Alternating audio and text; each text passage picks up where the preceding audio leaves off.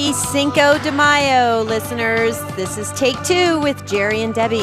I'm Debbie Georgiani along with Jerry Usher, and we want to wish you a happy Cinco de Mayo. Here's a little bit of trivia for you. It's the 5th day of May, and in 1862, this is what this celebration is all about. It's to commemorate the Mexican Army's unlikely victory over French forces at the Battle of Puebla. How exciting is that? It took place May 5th, 1862. Now, we all celebrate Cinco de Mayo. We enjoy the festivities. A lot of us enjoy going out to restaurants and just the excitement of it.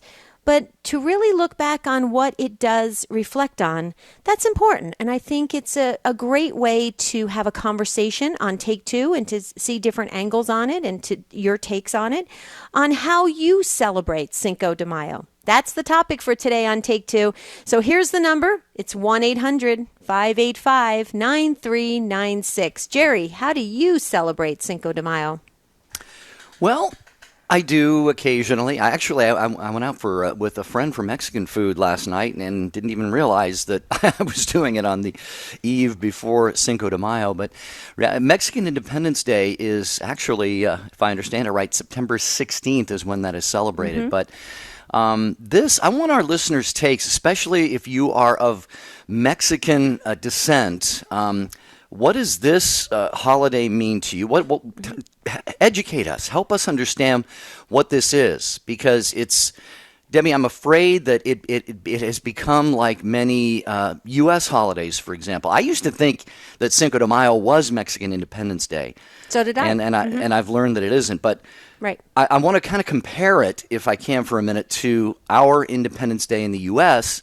and how that has I think it's lost a lot of its meaning. I don't know if people really understand, because we call it the 4th of July. I mean, everybody refers to it as the 4th of July, when I think there's a lot, semantics mean a lot. How we use words means a lot. And so in the case of United States Independence Day, when we just simply refer to it as 4th of July and it becomes all about barbecue and fireworks and this kind of stuff, have we lost our understanding, our meaning of that? And so really, dear listeners, we want you to help educate us and have a conversation today about what Cinco de Mayo is. What does it mean to you? If you are of Mexican ancestry and you have some thoughts on this you'd like to share with us.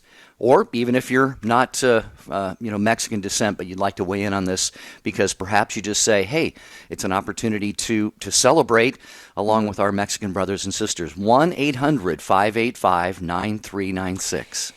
Jerry, this is important, and I think you touched on it with all of the holidays we celebrate here in the U.S. I think there's a point at which we've focused on the festivities of it, the excitement of it, the celebratory elements of it, but lost the history of it, the importance of it. And it is important for us to go back to history, tradition, what really are the facts of what happened, and to reflect on things. No different. This is really no different than what we do as Catholic Christians, Jerry, when it is important for us on Good Friday and Holy Thursday and all of our feast days to really think about and reflect on what actually happened on that day. It's important for us to really do that. And it grounds us, it centers us, it makes us really appreciate what has got us here today. Because it's amazing. I think about it all the time. You and I wouldn't be sitting here today if it wasn't for all the people that have sacrificed, all the people that have given their lives, done amazing things to put us sitting here today talking freely about our faith on the radio. So, I mean, there's so many elements that this can, we can interweave them into different things. But as Catholic Christians, I think this is a great time for us to really reflect on the true meaning of holidays and festival days. So we want to hear from you, dear listeners. 1-800-585-9396.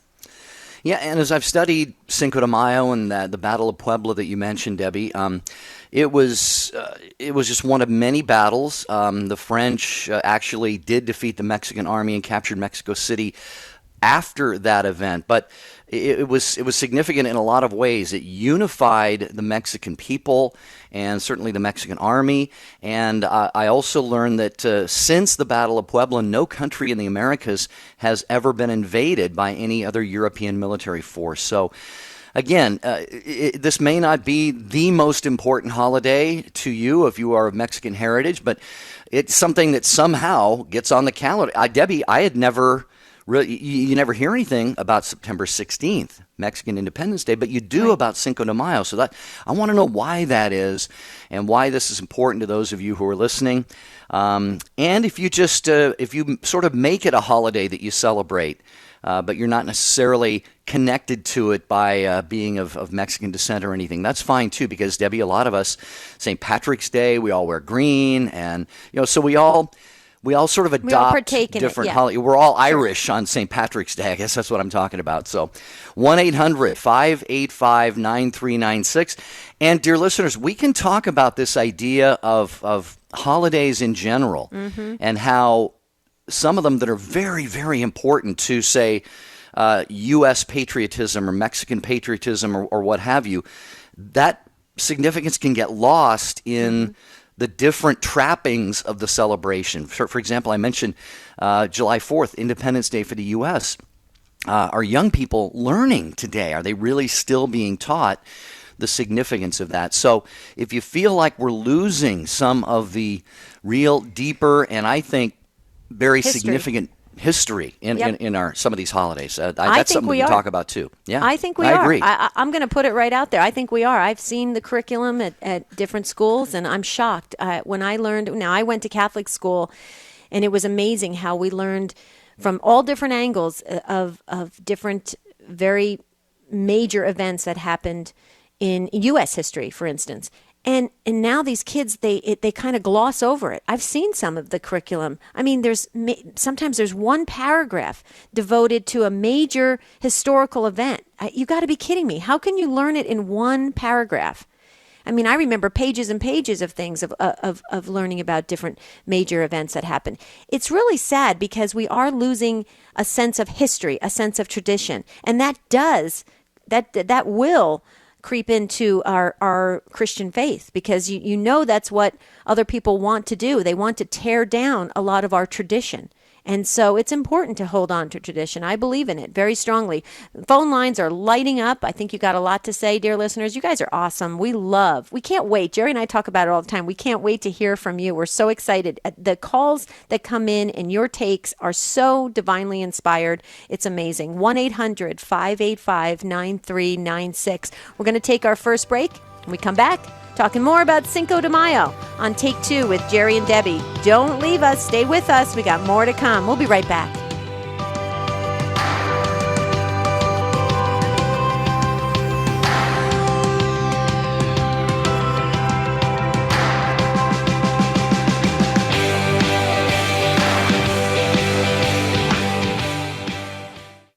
"60 Seconds" with Father Mitch Pacwa. This communion with Jesus and with one another, that being united to him and abiding in him, that is the indispensable condition for bearing fruit.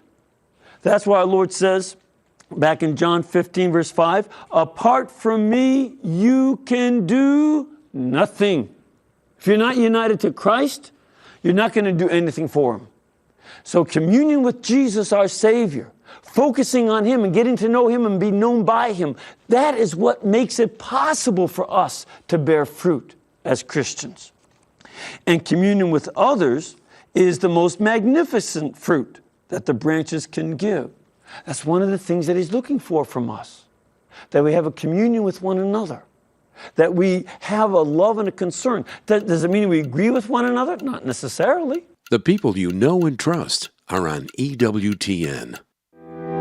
Hi, this is Barbara McWiggin. This is Bishop Joseph Bambera of the Diocese of Scranton. I'm Brian Patrick, EWTN News Nightly Anchor, and you're listening to the EWTN Global Catholic Radio Network.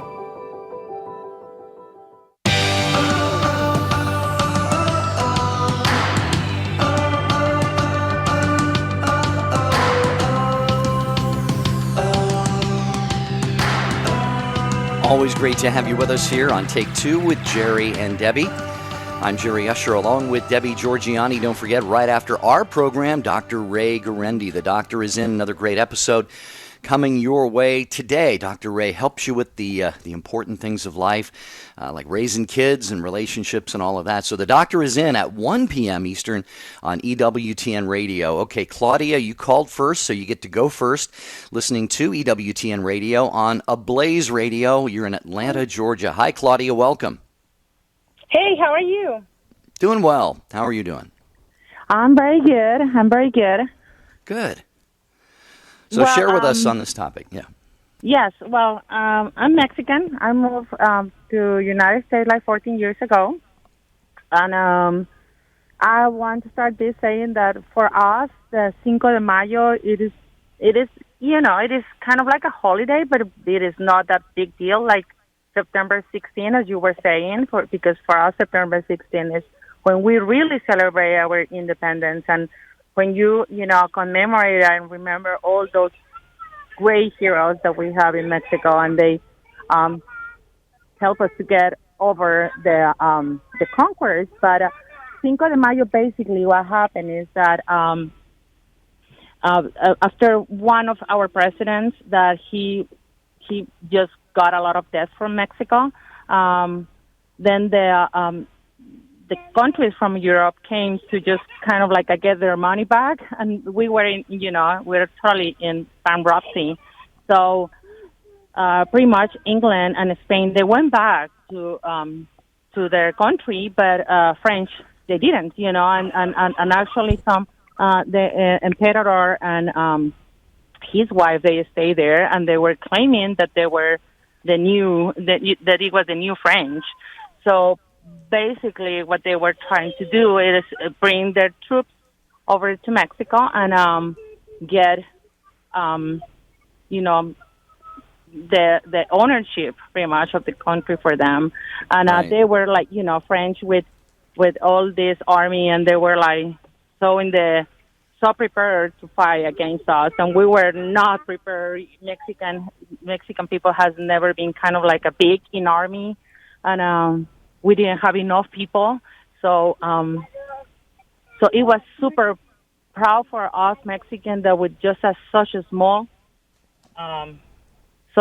kind of troop, we just won that war, and we pretty much send them back to France. Sure. Well, Claudia, let me ask you this. Like I said earlier, if you were listening, I don't recall hearing a lot about September 16th. And obviously, for me and those who are in the U.S. or born here, I mean, July 4th, Independence Day, would be maybe more in our consciousness than September 16th. But why do you think it is that Cinco de Mayo seems to is a lot more popular than that, even though, like you said, the significance isn't nearly what September 16th is for Mexicans? Yeah, no, well, I don't have an idea. And I came to the United States because a company over here that has Mexican restaurants hired me to come and open the human resources department for them. And it was funny because I got here on April 30th, and then they have the big festivity on the restaurants in May 5th. And I was like, what is that for? And they're like, Cinco de Mayo is big in here. And I'm like, why? It's like the only important thing for me and my family that my brother is his birthday, no more than that. It's kind of like any kind of other holiday. We don't even stop. It is not a holiday that people stop working or in Mexico. We just keep working. We just keep going to school. It is kind. I guess it is because of the I don't know, the European kind of like maybe influence. I don't know. Because Claudia? I don't even think that Mexicans, we celebrate that big. Right. Claudia, it's interesting. When you were just answering Jerry, I was actually thinking about saying what I was about to say, is that I came from the hotel restaurant background for many, many years, and Cinco de Mayo is a huge revenue generator for restaurants. Yeah, and it's I guess they were the one who I guess yeah. I think. in the restaurant chain that I used to work, they are now celebrating September 16th. So Oh, it's they are. kind of like Okay. like 2 days. Right. Well, You know? right. Well, and that's interesting because it would be. I think it would be great if we could start highlighting September 16th, since it is such an important day and a beautiful holiday. And Cinco de Mayo, really, in my opinion, from just being in the restaurant business, it really did become very secular in the sense of a day for people to just kind of feel like it was almost spring break, if you will. People were, because I saw it in the restaurant business, people would take off of work on Cinco de Mayo and they would spend half of the day in the restaurant. And it was interesting how, and if you said to them, what is the reason, why are you celebrating Cinco de Mayo? They would say, because everybody else is. It wasn't the history of it. It wasn't even the understanding of it. It was because it became this national holiday that we all an celebrate. occasion to party, basically. Yeah. It's like, look at St. Patrick's Day. What are we celebrating? We're celebrating one of the greatest holy men of God ever, who converted an entire nation. Right. And people, if you were to ask them as they're slugging down their 8th pint of green beer at the pub, and listen, I'm not opposed to any. I think it's. Please don't misunderstand me. Don't start sending me emails like I'm anti-celebration in that sense either. But it just you really lose the meaning of it. Yeah. If you were to ask, it would be similar, Debbie, to that. If you ask people in a pub, well, they might have a sense of, oh yeah, well, St. Patrick, he was this guy over there in Ireland, Right. who explained the Trinity to us by using a clover or something like that. But right. No, but I hear you. But for me, I've always celebrated, since I've in Arizona. I live in Arizona. I've always celebrated Cinco de Mayo. I think it's a beautiful remembrance, and I've just celebrated it just because I live in a community. We have a very strong, beautiful Hispanic population, and I celebrate along with them. I just enjoy it. So for me, now I think I'm going to celebrate September 16th because, as Claudia was saying, I think that's very much more important. And so that's good. That educated me. Claudia, thank you so much. God bless you. You're a beautiful woman. Thank you for calling in from Atlanta, Georgia. Thank you, Claudia.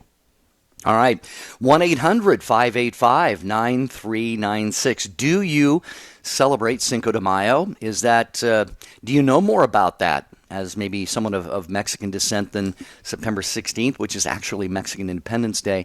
Or we can also, again, we can talk just in general about how so many holidays get co-opted by the world as just a way to generate revenue versus understanding and celebrating the true meaning of what those holidays are. So weigh in on this, 1-800-585-9396. We're going to go to Frank next, listening to EWTN Radio on Catholic Radio Indy in Indianapolis. Hi, Frank. Welcome. Hi, good afternoon. It's an honor to be able to talk to you all, but my way in on it is that I remember in 2001 when the towers went down, and then they tried to rally to have a reason why to go over to Iraq and take the fight to them on their territory with Al Qaeda and the Taliban and everything like that. Mm-hmm. The reason why they did is because the French were the only ones that didn't want to help us, and that's when the whole controversy started in about, well, they didn't want to help, and they're kind of scared, and you know how us Americans are. We'll put more than what we need to on the whole matter. And so looking at the Cinco de Mayo situation, and since Mexico practically pushed them out of their territory, I want to say something else, but we're not allowed to say that. How the expression that, to me, it's like an attaboy situation to our brothers down south because of their bravery. They fought for their independence, and they didn't let some invaders come over and take over their territory. It's more like a celebration, because I remember in September, because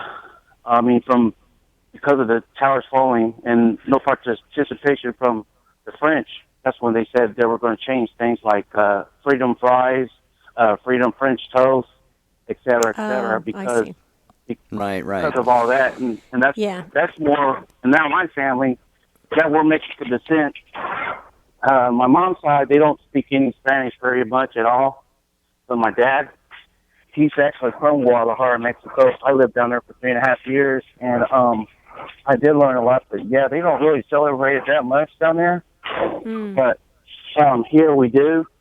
It's probably like an attaboy to me, to Mexico, of saying, "Hey, look, you're just like us. You know, you fought for your independence, and you've had your revolutions, you've had your share of fights and battles within your own country and so forth, and you guys are brave, just like us, and you have your independence." And it's just like an attaboy situation for me, because, you know, the French didn't want to help us out.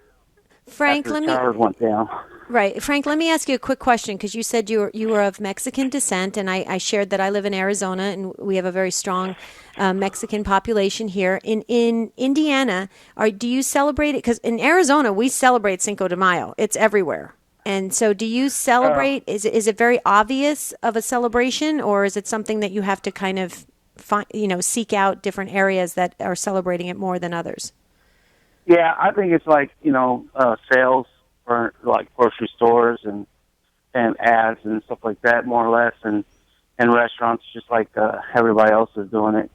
Like I said, I remember it because of September 11th. I mean, from that, because we were trying to unite some, go in there not by ourselves. We had the British some allies, yeah, obviously, right. And our allies, yeah, exactly, and the French didn't want to, so right. We found it on that, and that's what. But here in Indianapolis, no, they don't. I mean, it's just more like, restaurants and sales and stuff like right. that. Right. Well, like and the reason why I say that, Frank, is because going back to the restaurants real quickly, Jerry mentioned like St. Patrick's Day, you've got St. Joseph's Day. St. Patrick's Day, we've got the green, everything's green. St. Joseph's Day, we eat the pastries and all that to commemorate St. Joseph's Day. That's an Italian tradition. Cinco de Mayo, the interesting thing about it is it's all centered around, it seems like it's centered around restaurants, and it's interesting. It's interesting to me that's maybe why there's the confusion of what exactly does it commemorate, because there's no, at least with St. Patrick's Day, you can tie in the green, and then you tie in the name of St. Patrick's Day, and then you tie in. But the 5th day of May, you'd have to really look it up in history and really get an education to really understand what Cinco de Mayo is. I'm just curious as to, when you were a young child, was that ever taught to you like that, like what it was? Not necessarily, but because I was in an all-boys school, government-run boys school in Mexico when I was between 3rd and 6th grade, yeah, we did certain honors, honoring to the flag, and learning all the reasons why for the red, white, and green, and the serpent that's being held up and with the desert eagle holding the serpent in its mouth and sitting on a cactus. They teach you all about that and all the different important times. Even like the 20th of November is another one, when they wrote their Constitution and so forth. I learned a lot, down there, but it's not really big. But they celebrate it. They do have parades and stuff like that. But as far as my family's concerned, no, not really. We did more pilgrimages than anything. Mm-hmm. We're more like Catholics, that we love our faith, and it's helped us so many ways. It's just, I mean, we have so many testimonies that we could go on forever, but no. Well, Frank, as far as Yeah, sorry about that, Frank. But I was just going to say you've really given us a lot to think about today, and definitely appreciate your phone call. We are coming up against our break here, so on that note, we will express our gratitude to you for listening to Take Two with Jerry and Debbie, and for calling in. And please do not be a stranger. Call us anytime that we're talking about something that is of interest to you or on your mind and heart. But we will get to our break right now, and then we've got several more of you on the line. Yvonne, Larry, Jose, we're going to get to all of you. We have a line open as we talk about Cinco de Mayo and, by extension, other celebrations in the U.S. and maybe in Mexico. And are we losing a sense of what they really are truly all about, maybe for commercialism and sales and revenue and all that? So join us with your take. This is Al Cresta, host of Cresta in the Afternoon, and Cresta in the Afternoon looks at all of life through the lens of Scripture and the teaching of the Catholic Church. Church teaching is the light by which we view the world, and so we'll explore everything, from abortion to Hollywood, and from the First Amendment to the United Nations, and everything in between. Following St. Paul, we're seeking transformation through the renewing of our minds.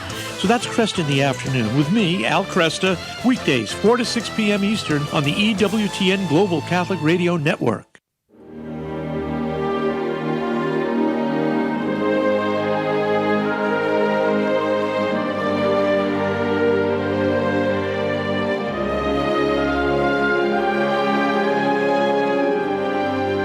I'm Raymond Arroyo with Mother Angelica, A Remarkable Life. When she was here at Sancta Clara, at this monastery in Canton, Ohio, Sister Angelica had a nickname in the cloister. It was Miss Fix-It. She was the person they turned to whenever the appliances went on the fritz, or in one instance, the leaky basement began to flood. Mother Angelica was called in to fix it. She assembled a crew of fellows from the old neighborhood, became foreman of the project, and it would be the first of many projects this nun would preside over throughout her life. Stay with EWTN as we continue to celebrate the life and legacy of Mother Angelica.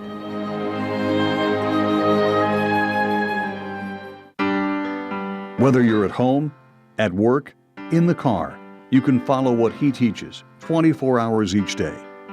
We're EWTN Radio. And just to let you know, I'm a returning Catholic because of EWTN. Bless you guys and keep it up. And you're invited to visit our website too. Just log on to www.ewtn.com. That's www.ewtn.com.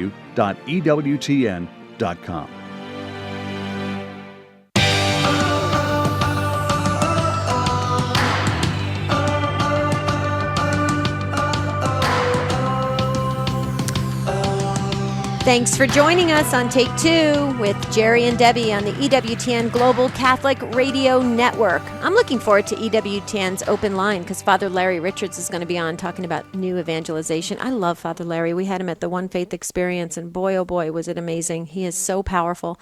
I just love listening to him. So don't forget to stay tuned in all day long on EWTN. Well, happy Cinco de Mayo. I know I'm going to be celebrating. Jerry, I need to tell you, I'm going to take the rest of the day off. I got to celebrate Cinco de Mayo. Are you? Seriously? Yeah. Is that okay? I just want to make sure. Sure. Italians are entitled to celebrate everything. A Mexican holiday. Yeah, absolutely. Absolutely. You know that.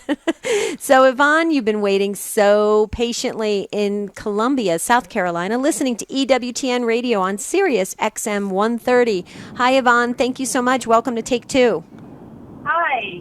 I was just calling to say that I am Mexican descent. My dad was born in Mexico, and we were never raised celebrating Cinco de Mayo. But when we got old enough, and our friends were doing it and stuff, my dad told us. I laugh about it. He told me that it was a made-up holiday just to get drunk and act stupid. Oh, yes. And he's like, "That's not our Independence Day as Mexicans, so you guys are kind of traitors if you celebrate it." You know what I'm saying? But yes, that's how my dad. He's a little extreme sometimes. Wow. What? So how do you celebrate it though? Do you celebrate it, or you kind of gloss over it? We don't celebrate it, and I am married, and my husband is also Mexican, and he doesn't celebrate it either.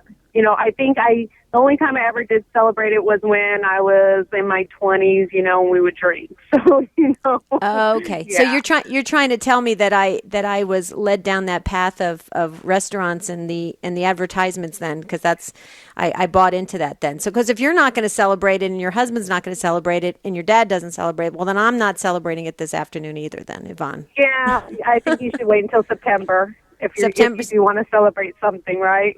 Right. September 16th. I already put it on my calendar. I love that. So how do you celebrate September 16th? Is there a special family tradition that you partake in? We probably eat Mexican. No, I'm just playing. No, we not really. I know it's strange. We don't really celebrate it because the only, like with 4th of July, we celebrate it by showing off fireworks, having picnics, stuff like that. But they're not selling fireworks in September, you know what I'm saying, to do those kind of things. Wow. So- Well, maybe we need to resurrect September 16th and really value. Maybe we do. Yeah. I think so. I think we've lost a lot of things of tradition and history in this country. This is my personal opinion, and I think that it's time we start introducing them again and start introducing that, because kids love that. Kids love history and tradition, and why we are stopping them from being able to remember that and celebrate that, it amazes me. So there you go, Yvonne. You that was an eye opener. I like that. I made some notes on your call. I appreciate it, Jerry. No, I think you're very, very right. And I've said, not just today on the show, but many, many times, I always try to refer to July 4th as Independence Day, not 4th of July. Nothing wrong with calling it 4th of July, because it is 4th of July. But if you start to think, well, it's just, you're referencing just this date as this holiday, again, it could lose some significance. It could get people to say, well, why not 12th of January? Or Yeah. So anyway, Yvonne, did you have anything else before we move over to our next caller? No, thank you very much. Thank All you, right. Yvonne. Thank you, and keep listening in Columbia, South Carolina.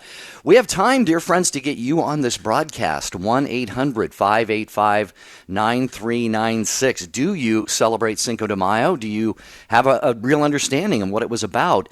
And why is it, in your estimation, that somehow it's sort of even superseded September 16th, which is the actual Mexican Independence Day? And we can certainly talk just about how holidays in general are a lot of times being watered down or stripped of their deeper meaning, which I don't think is a good thing necessarily, especially as we teach our kids growing up. So 1-800-585-9396. Larry, you're going to be right after Jose, who called just before you did. Jose is in Denver, listening to EWTN Radio, again on Denver Catholic Radio. Hi, Jose. Welcome to Take Two with Jerry and Debbie. Good morning. The Lord be with you all. And with you. Thank you.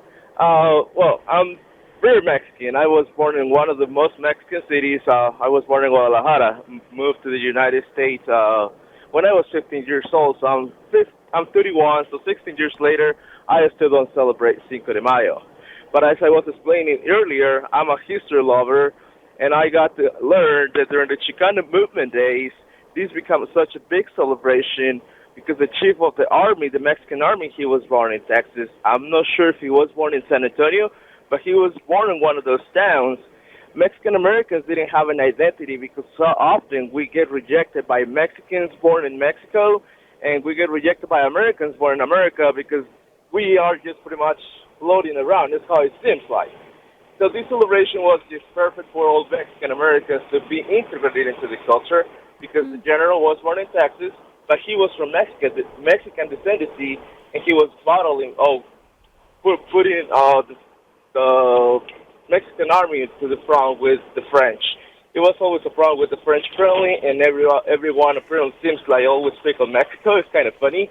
But that was the whole reason why did it become such a huge thing, because Ignacio Zaragoza, the name of the general that was born in Texas, was just perfect to fit in with American society since he was born in Texas.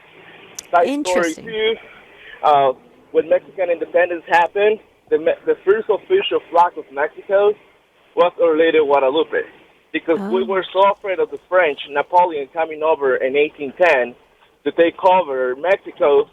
The father of independence, Miguel Hidalgo, he said, no, we have to defend our faith, and we are tired of the Spanish crown taking advantage of us.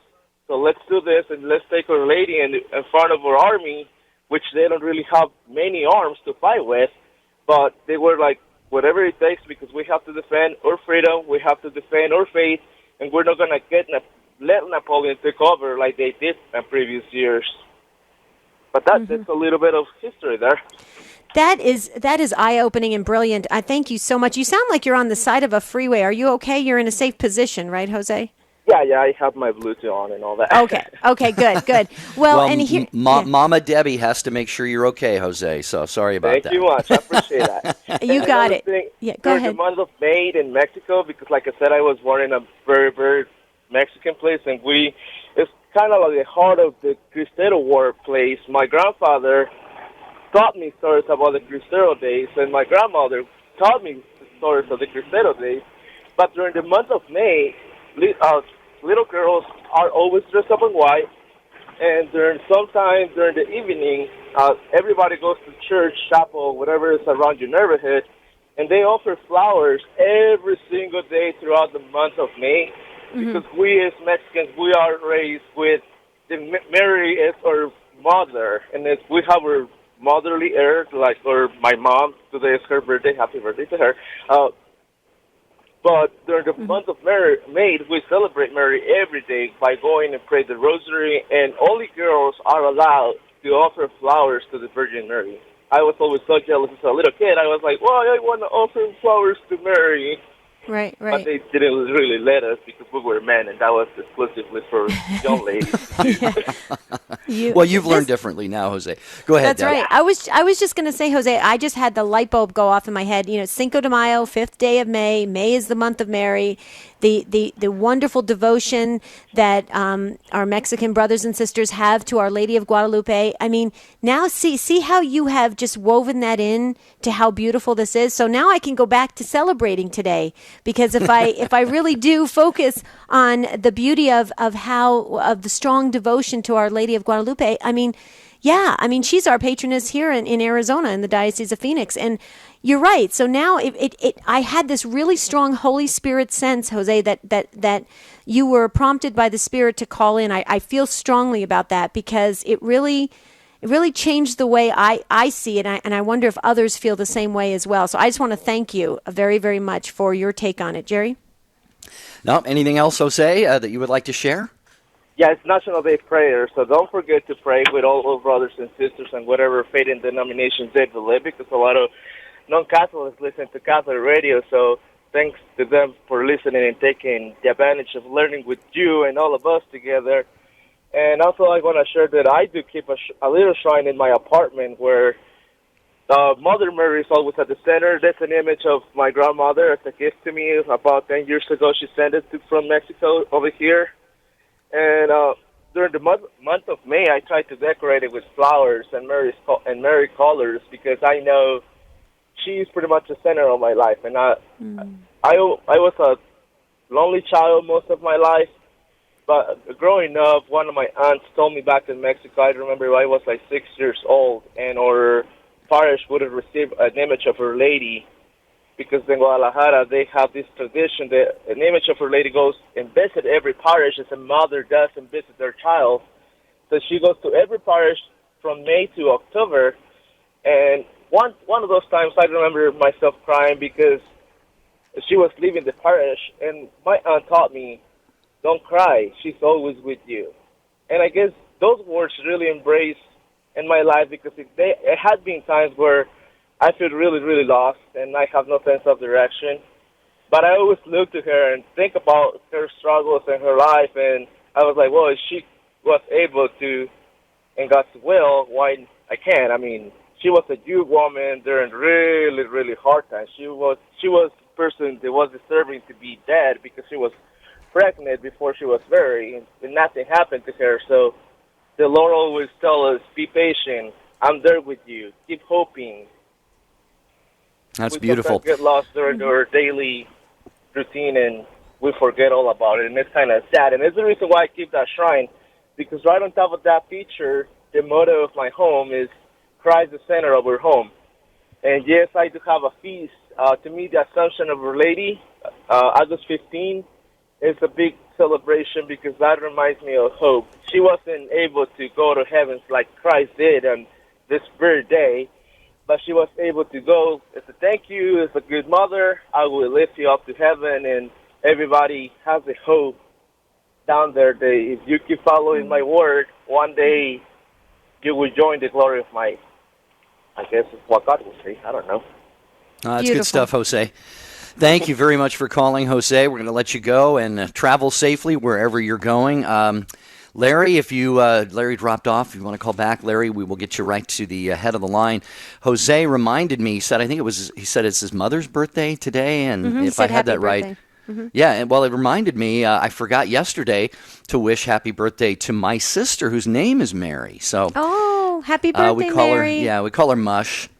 Oh, she's now Mary Dorsey, but in high school she was Mary Usher, so they just shortened it to Mush. Mush. Oh, interesting. Funny how nicknames develop. But and happy birthday to Jose's my mom. my favorite sister. She's your my only sister, Jerry. All right, so Larry, please rejoin us if you get a chance. In He's the from meantime, Los we're going Angeles. to go to we're going to go to Alma, another Denver Catholic radio listener. She's got EWTN radio on there in the Mile High City. Hello, Alma. Welcome to Take Two with Jerry and Debbie. How are you? Hi, good, and you? Doing Better well. now that you called, Alma. Yeah, well, I called because it is definitely worthy to celebrate Cinco de Mayo. I know that it may be a little bit incorrect because some people think that it's the independence of Mexico, which is in September 16th, but it's definitely worthy to have that presence of people thinking of other countries. Mm-hmm. I think that is important because it's not just the U.S. by itself, but it's everybody around the world. And so it is something good that people are celebrating something about my country, for example. I think it is something that should be celebrated, and independence from tyranny is always something good. Sure. And and the fact I was hearing to what is it, Larry that just called? He was talking about the Virgin of Guadalupe. That is Jose. Yeah, Jose. Yeah. Yes, the Virgin of Guadalupe is such a big presence in Mexico and in the Mexican. It's just rooted in our hearts. So that is something to celebrate too. When the independence happened, that the Virgin Mary was there with us when that happened, because she was in the front battle with Don Miguel Hidalgo y Costilla, which was one of the organizers of this independence movement. And so it's something great. I feel it is nice, and it's nice to celebrate it, and it's nice to get together with friends and help them know a little bit more about the culture, and get together with family too, and let your kids, because my kids are from the U.S., let them know what happened, where they come from, and that gives them a sense of a complete person. It's not just somebody that doesn't have an identity. So I think that's pretty good to know for everybody. Yeah, I think, Alma, as you're talking, and this probably a lot of our listeners had this thought before I did that come into my head, but humanity has always been sort of on the move. People move, cultures change, nations, unfortunately, take over other nations. I mean, things just have changed a lot. And we look in, say, the Middle East, for example, right now, and you've got so many people without a home, without an identity. And so I agree with you, Alma, so much, and Debbie, I know you do too, that it's so important if you're driven from your homeland, for example, or maybe you choose to emigrate somewhere. But I think who we are, who God made us to be, we want to hold on to that. And we want to celebrate that even while we assimilate into another culture or another country or what have you. So, Debbie, I think Alma makes a great point that having this heritage and celebrating that throughout our entire lives in whatever ways are appropriate, I think is just a fantastic thing. I do too. I think it's beautiful, and I think we can all relate to having this sense of identity and pride in who we are and where we've come from. And I think it's great when we share that, and we learn more, and we grow more, and we get more connected with each other's beginnings and births and heritage. I mean, I think of when you talk about Our Lady of Guadalupe, I just think to myself, every single time I have visited Mexico, I see her images everywhere, and my heart just gets so warm at the devotion that the whole entire country, I think, of Mexico gives to her, and how beautiful that is. And you recognize her importance, and I sit in awe of the Mexican people, of how they honor her, and I love that. And so, Alma, I just love what you had to say. Is there anything else you wanted to add? Well, I think it is important that we not see ourselves as as someone important, but to humble our hearts to really listen to what God wants to say to us through other people, through other cultures, and through what's around us. Because I think that we have lost a lot of that, and maybe that closes our hearts to what others have to say, and that brings a lot of trouble when we just don't want to hear what's going on and what's around us. I think there's so many things that the Holy Spirit would like to communicate to us if we just pay attention. Right. That's the only thing that I would add. Alma, you're awesome. You are amazing. It's very profound what you are sharing, and I think all of us can learn from it and grow from it. Jerry? Absolutely. Alma, thank you so much for calling. I hope you have a very, very blessed day. And please keep us in your prayers. We promise to do the same for you here at Take Two with Jerry and Debbie. Thanks for being a part of the program, Alma. We appreciate that. 1-800-585-9396. We go next to Joseph, who is listening to EWTN Radio in Cornell, New York. Hello, Joseph. Welcome to Take Two with Jerry and Debbie. How's your day going? Hello? Hello, Hey, Joseph. You're on the air. Oh, there was a small interference for a second there. Right. And I didn't hear you call my name. Little puff of How are noise you, there. Jerry, Debbie? Doing well, Joseph. How about are you? Very well, very well. I called in because, Debbie, you inspired me to do this. Oh, well, I hope it was a good thing. In the restaurant industry, which I have also for many years. Mm-hmm. And it wasn't until I worked for Taco Bell, of all things, that I found that I really got to know something about Cinco de Mayo. And the weird part is that my cousin had married a man from Mexico. His name was Jose as well. And you call him Pepe, and I love talking to him because he's a big guy like I am with a tiny little voice. It's great. But and the entire time I learned about Cinco de Mayo, I didn't know anything other than learning that it was like Mexican Day of the Dead, kind of like Mexican Halloween, which now that I'm hearing more from your show, I'm appreciating it much, much more. Now, my cousin Nicole and her husband Jose have never celebrated, as far as I know. And I find it quite amazing that it has something to do with the Mexican Revolution or something.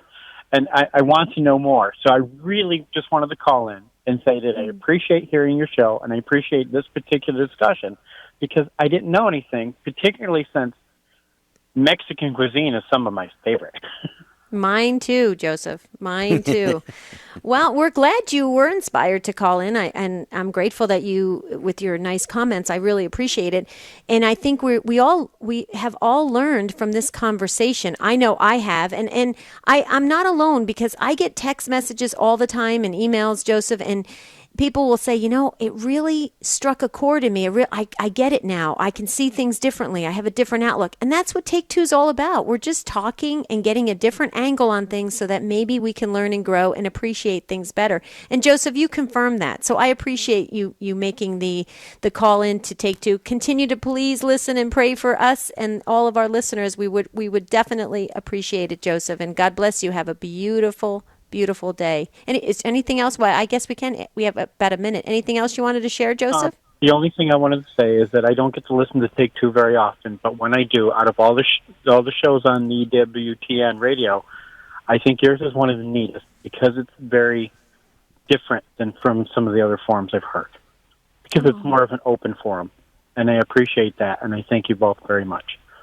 Thank you. Thank you, Joseph. Yeah. Thank you. You're welcome. Really appreciate that. And we're applauding you, Joseph, and Yvonne, and Claudia, and Jose, and everybody else who's called because we wanted to make this show about you and what you share. All of our listeners, your takes really are what drive the show. So thank you, Joseph, for those kind words. And it was mentioned also, Debbie, by one of our callers that today is a National Day of Prayer. Mm-hmm. So we should, obviously, my response would be every day should be a National Day of Prayer for those of us who are believers in Christ, but we just want to make sure we encourage people to spend a little extra time in prayer today. Well, yeah, absolutely. And so can I do a takeaway because I have something I'm going to do? Okay. Okay. Well, my husband and I are going to go out to our favorite Mexican restaurant to celebrate Cinco de Mayo, but I am going to bring my Our Lady of Guadalupe prayer cards.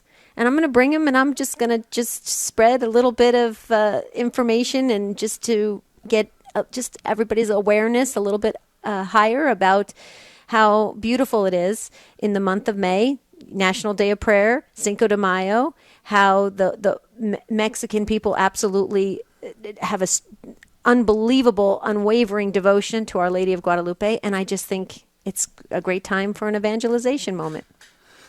I couldn't agree more with that, Debbie. I think my takeaway is, like we've said during the show today, I have just really been educated and illuminated by our listeners, and I find it maybe not surprising, a little bit interesting that how many of them of Mexican descent really had not really heard of Cinco de Mayo or celebrated something, maybe until they came to the U.S. or through other experiences that they had. So,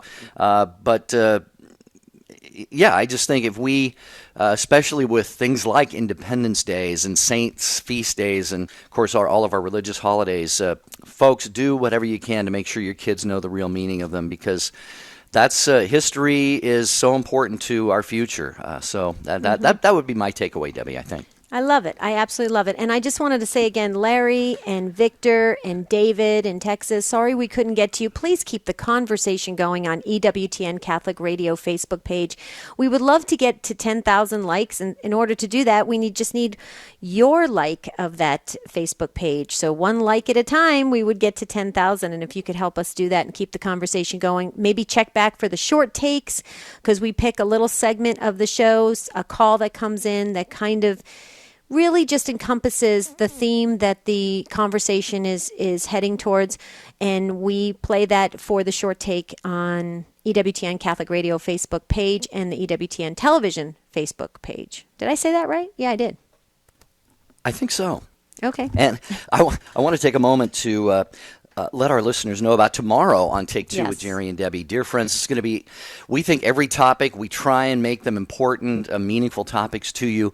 But if you or somebody that you love is trapped in the prison of pornography, that's what we're going to talk about tomorrow.